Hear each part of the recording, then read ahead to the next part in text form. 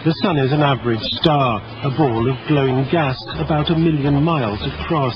Got you! From time to time, huge flares erupt on the Sun's surface, liberating more energy every second than mankind has ever used. Got you! Nuestro Blanco? Got you! Its surface is a ferment of activity. Bubbles of hot gas the size of the Earth rise and fall, and streamers are ejected into space. Oh! Got you! Understanding our Sun is important. It drives the Earth's climate, and a deeper knowledge of the Sun is essential to understand global warming. Well, this is a wonderful part of Sussex, particularly in the sunshine, and I can feel the heat of the sun on my neck now, but of course you don't think the sun's hot. No, the sun isn't hot. It's not a hot body. It causes heat, but it's not that hot itself. The sun itself is cold. Well, cold or temperate, like the Earth. What puzzles me a bit is that at the moment I'm sitting here, say, in this lovely old vicarage, and I can see the sun, and I can feel what I think is heat on my forehead coming from the sun. Well, now, suppose you have an electric generating station. It doesn't have to be on fire, yes, but you can have an electric radiator in you, and the generating station, which is completely cold, may be causing heat on your neck. So it doesn't mean that the generating station itself has got to be on fire. The idea that the flaming body is dashing all around about the place is complete nonsense. Everybody is doing it because everybody else didn't know. Everybody was afraid to be different from everybody else. Scorchio!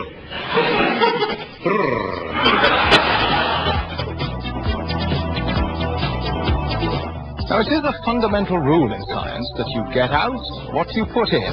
No more, no less. This giant balance represents the main hydrogen fusion reaction going on in the Sun's interior. On this side, we put in 3 parts of the gas hydrogen.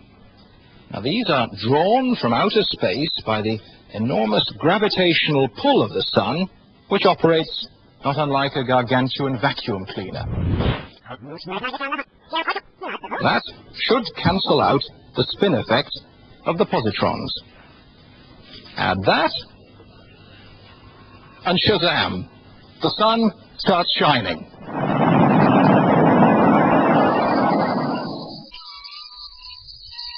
As the sun rises, the morning shift of lemurs warm up in the early light. These ring-tailed lemurs adopt a characteristic sunbathing pose.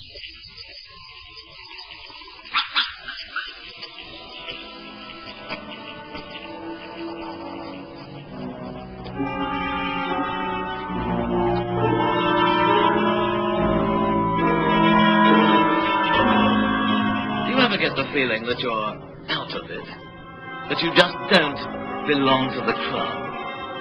Well, here in Stockholm, something pretty intense is going on, and I'm not at all with it.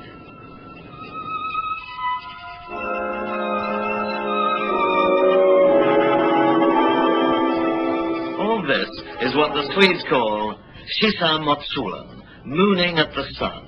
And today they're at it all over the place at every opportunity. You see, the Swedish winter lasts from October till April. And at the depth of this formidable winter, there's only an hour or 2 of daylight during the whole 24. So this becomes a land of darkness, a land of the midday night. And they all grow gloomy and lethargic and irritable, the morbid, suicidal Swedes. The snow tramps into their homes, and the cold gnaws at their bones. Then spring comes, short and sudden. And the Swedes seem to gulp hungrily at it, leaning forward in their eagerness to surrender themselves to its warm hypnotism with an intensity that only their dark winter can explain. From Stockholm, good night. My life, my life, my life, my life in the sunshine. Everybody loves the sunshine.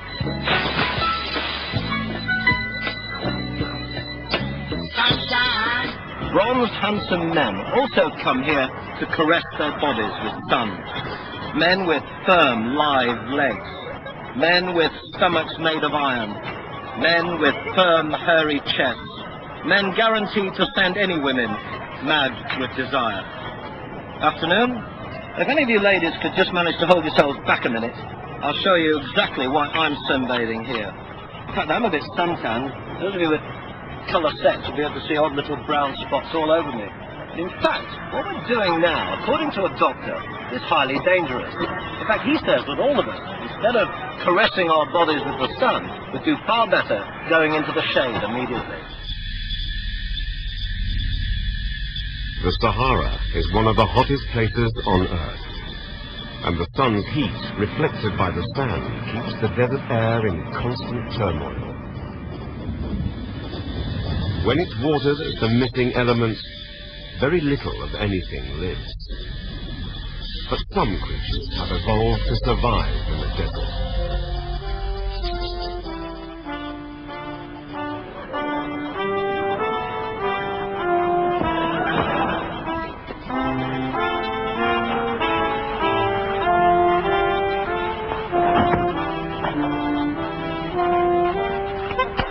Dear Polly, no food,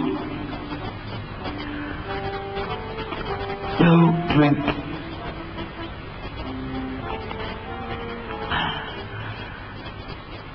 But the weather's lovely.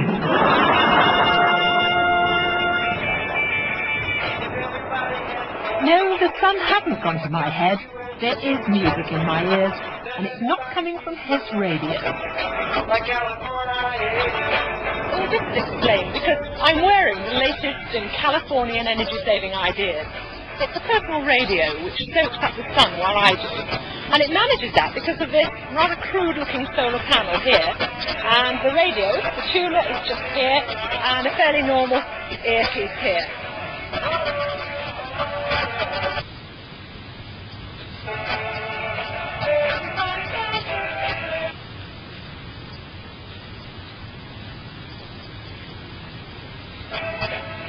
I just knew it. There had to be a snag. No sun, no music.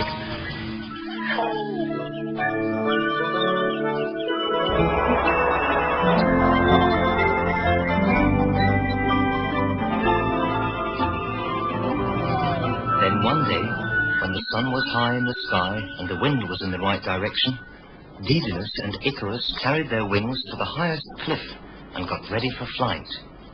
And remember, don't fly too near the sun, or its heat will melt the wax that holds the feathers in place. Thunderbirds are go.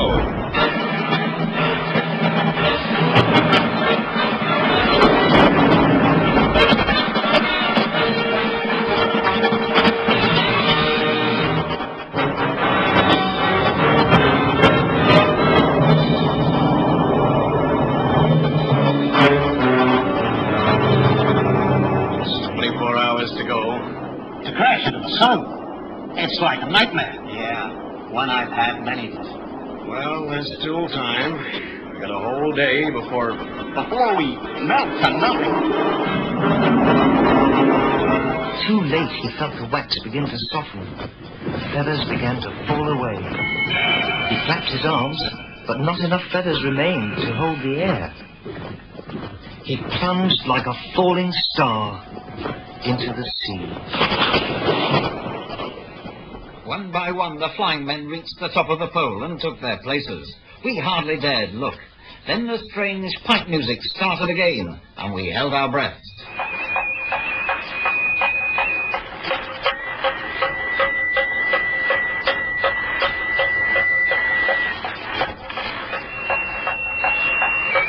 As the spiral ropes played out, the men began to look like birds. Round and round they went, spinning closer and closer to the ground. For hundreds of years, the secrets of the flying men have been handed down from father to son. Some say that this deadly, dangerous ritual was to appease the terrifying Indian gods.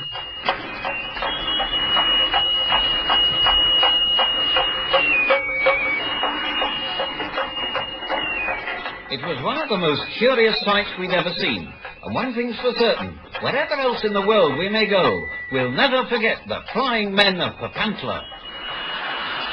Now let's look at the underall picture. This is my assistant, Miss Good. I said, what's your name? She replied, Hermione Good. I said, well, we'll find out later. What's your name? As you can see, there's nothing new under the sun. Not under these, anyway. Tokyo is the fastest growing city in the world, and as its buildings become taller and closer together, its people are being deprived of sunshine. At least that's what one man believes, the scientist who built this unusual solar collector which traps any available sunlight. It follows the sun like a sunflower, then sends the light through fibre optic cables down to the dim offices and flats below.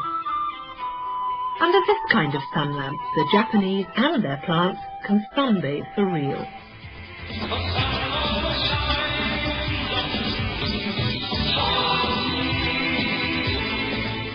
It's quite a nice thing to do, visiting an art gallery on a rainy day, except at Tate Modern, where for the next 5 months they've managed to bring the weather indoors. There's the sun in the form of a giant light box, and there's an endless sky. All its smoke and mirrors, it's as near as you'll get to an external climate hanging in the middle of Tate Modern.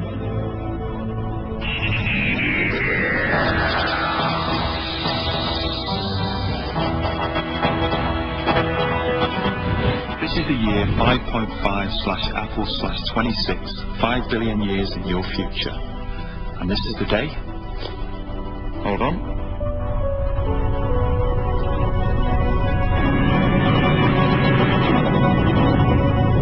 This is the day the sun expands. Welcome to the end of the world.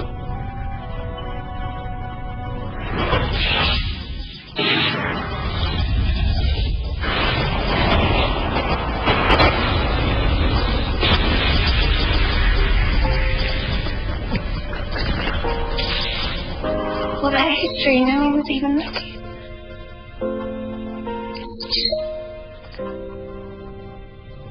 Come with me.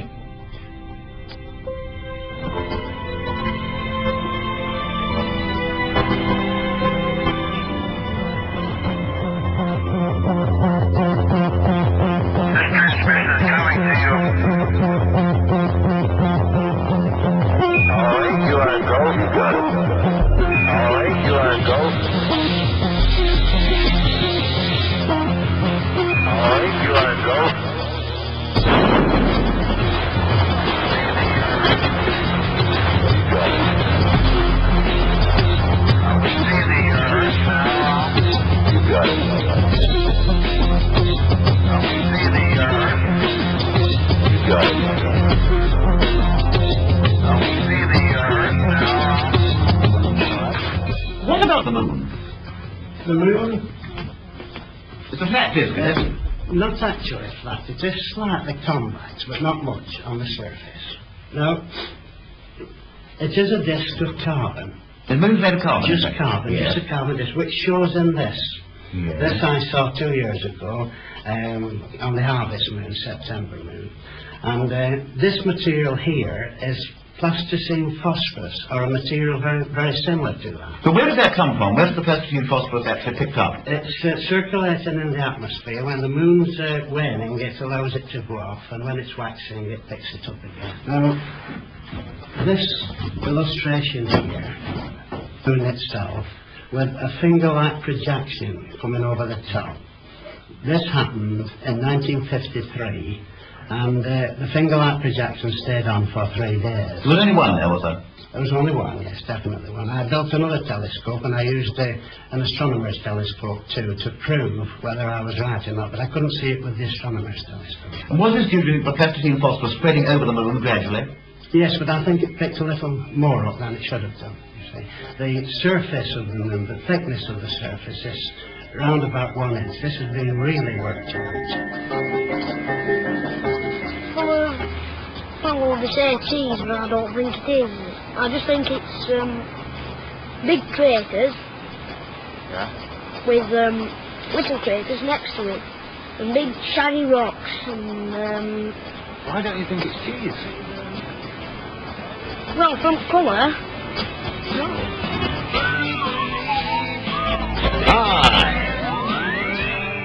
Do you think there should be things like pubs on the moon and that? Well, no, I wouldn't say that, because we've got enough boosters down here. Why should we have them up there as well?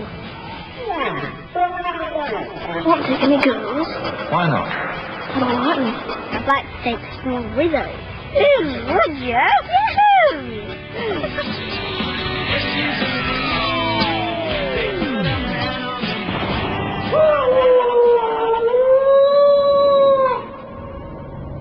In quite recent times, the full moon was associated with werewolves and demons. In some people it brought out malign tendencies. But crimes committed at full moon were dealt with more leniently. Lunacy was considered part of people's nature, deep-rooted in the human psyche.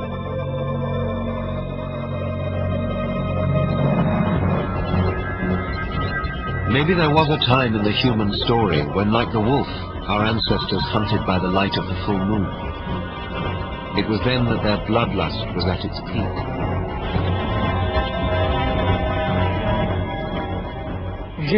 I got to know this man when he first arrived in prison, and when I began to interview him, it became clear that he was not like a normal prisoner. When I interviewed him, I was surprised because it was the first time I had in front of me someone who described the symptoms of transformation into a werewolf.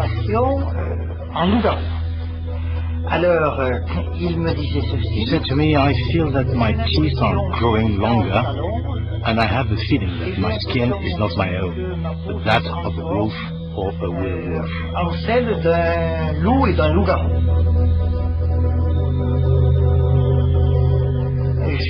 I become bad, and I want to bite. I want to drink blood. I want to eat flesh.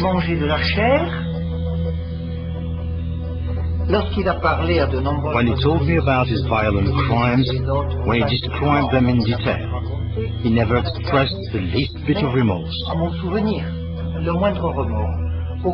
the contrary, he was positively jubilant. After observing him for a few months and running many different tests, I diagnosed him with lycanthropy.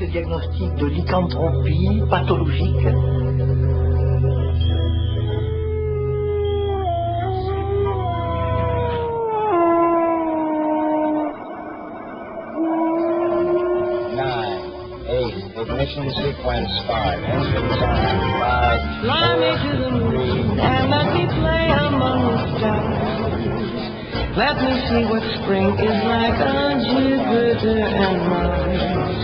In other words, hold my hand. We're off, Jack. I don't know. How long a piece, shall I? Don't blimey, look at that! Oh, no way. It's fantastic. It's unbelievable. Hundreds of miles from Earth.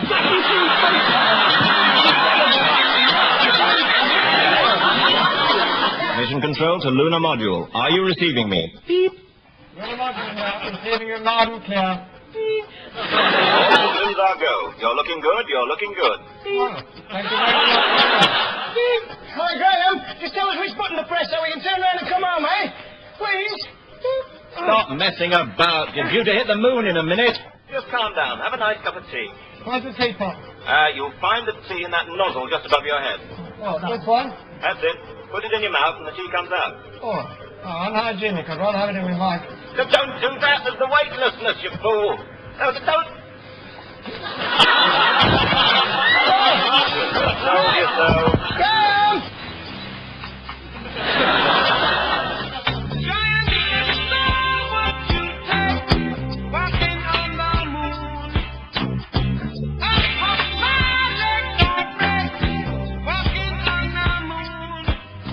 I felt in a way that I was an angel, floating effortlessly in space and looking at things from a new perspective.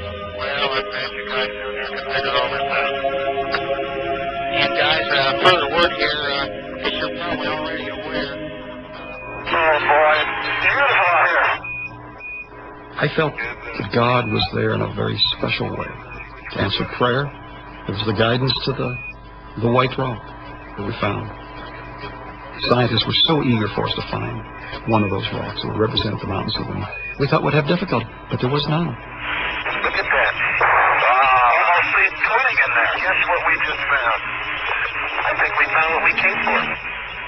imagine that, Joe? Here sits this rock, and it's been here since before creatures roamed the sea on our little earth.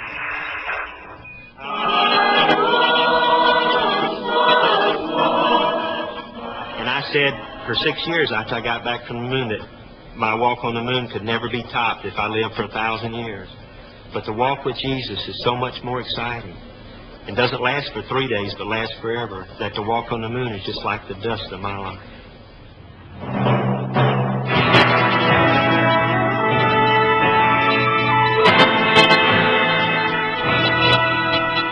I always take that walk out to the shuttle. Seems like miles. Do you know what the Russians have got? Director, please. A completely pressurized dome. Marvelous. Climb onto the shuttle in your shirt sleeves, rolls back when you're on board, and whoosh all the way back to Earth. Not even having to stuff your head inside a space helmet.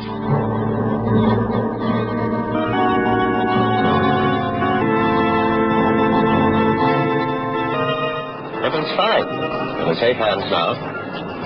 That's quite right. What's his position? Into the directional shuttle.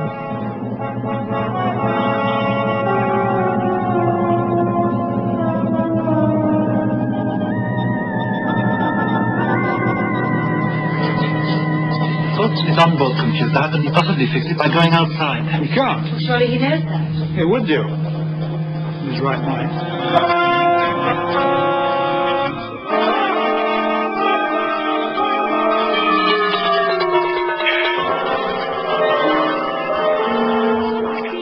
Almost every night when the moon is big and bright, it's a supernatural light. Everybody's dancing in the moonlight, dancing in the moonlight. Everybody's feeling alright. It's such a fun and natural sight. Everybody's dancing in the moonlight. What would it be like up there, do you think? Exciting.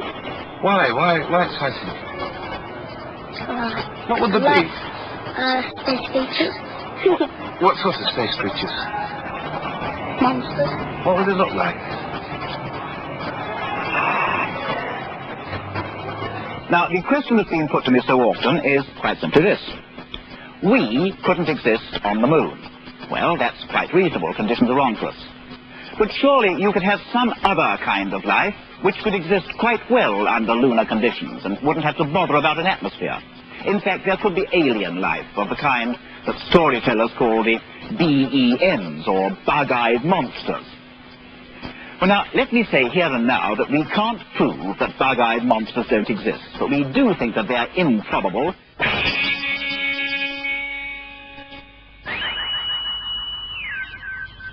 This is Fred. He belongs to the BBC's Apollo Space Unit. They asked the famous space doctor, Wing Commander Nicholson, what sort of animal would be best suited to survive on the moon. This is the answer he came up with. You probably think that Fred here is a bit of a joke, but in fact he's this shape and size for a lot of good reasons. He's built to live on a planet that has no atmosphere, no water, and no oxygen. Well, no animal on Earth would be able to survive under conditions like that, unless it had a tremendous amount of man-made help. But if Fred here were alive, then he'd have no trouble at all. He's got a very hard body and a sort of tortoise-like shell here, and this is to protect him from the vacuum on the moon. It's very much in the same way, I suppose, that an astronaut would have a spacesuit. And of course, if he didn't have this, Fred would probably just blow up and burst rather like a balloon. He's got rather a weird green fin up here, and this is his built-in larder. Because nothing grows on the moon, Fred here would have nothing to eat. And so the idea is that he would generate chlorophyll out of the sun's rays and convert that into some kind of food substance with this fin. I like his ears, too, because they're giant sensors, like ear trumpets, on the end of long tubes, and they hear through this end here. But because there's no atmosphere on the moon, then the sound can't travel through the air. It only travels through the vibrations on the moon's surface. So if you wanted to call Fred, the best thing you could do would be to stamp on the floor. And provided Fred has got his ear tuned well into the ground there, if you stamp, he should hear you and come running. It's such a fun and natural sight. Everybody dancing in the moonlight, dancing in the moonlight. Everybody feeling more than bright. It's such a fun and natural sight. Everybody wants dancing in the moonlight. Do you think there are any people living on the moon now? Yes, I think so. What would they be like? Oh, they look... They look just like space monsters. Yeah. Dougal, the moon.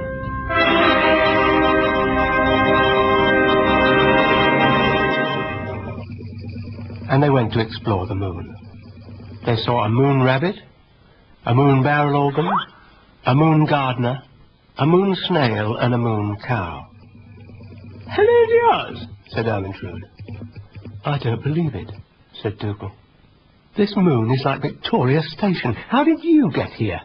But it's not too long a story." "I jumped," said Ermentrude, proudly. "What a load of rubbish," said Dougal. "Really? Really? Really?" "No one ever believes me," said Ermentrude, sadly.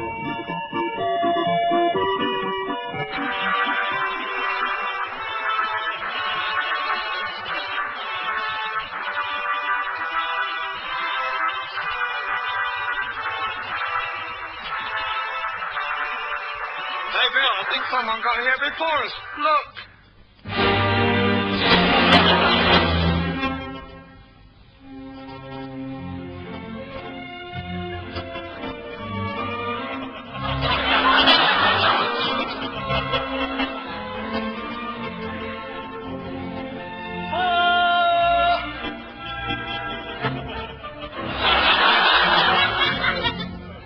Mission control again. Don't forget the moon dust. Are you collecting moon dust? Hannibal Maxwell, Jackson, will be the full hero. All right. Get on with the mission. What about the rock? Are you getting any moon rock?